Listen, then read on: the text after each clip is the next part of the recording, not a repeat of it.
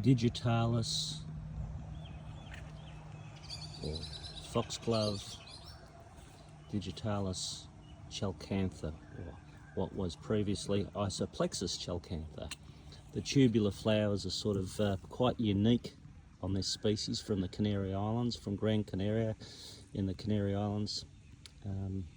Got this interesting colour in the throat of the flowers, that nice stripe.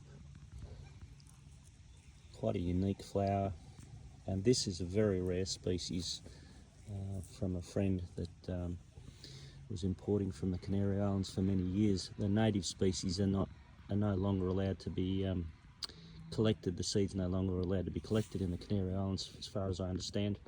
And so we're lucky to have this plant, and I've had it for many years now, and it makes a great foliage plant. Flowers really well for us here, and just adds another dimension among the Digitalis species. So this foliage is very rewarding.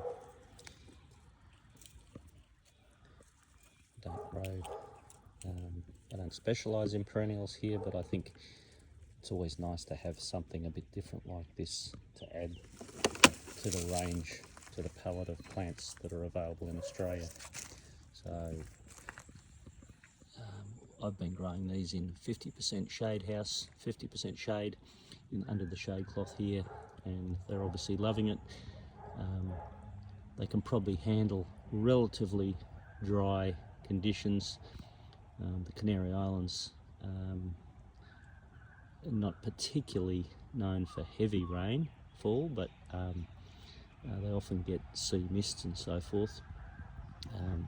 But these plants have done well right through the summer months, and we've just had a shocking drought-like summer and autumn, and these plants never look back through that period. I mean, they've had water on them from the overhead sprinklers, but very little natural rain right up to the end of autumn, and I've never found them difficult to grow at all, even though it's a rare species. It's rare in Australia, and it's probably fairly rare worldwide, I'd say. I don't know how much this plant's been distributed around the world, but it's certainly something we want to keep going in Australia, because it just adds, like I said, an extra dimension to the options that are available. So try an Isoplexis, a Digitalis chalcantha, a beautiful plant, a lovely shrubby habit, very similar to in growth habit to a lot of the other species from the same region.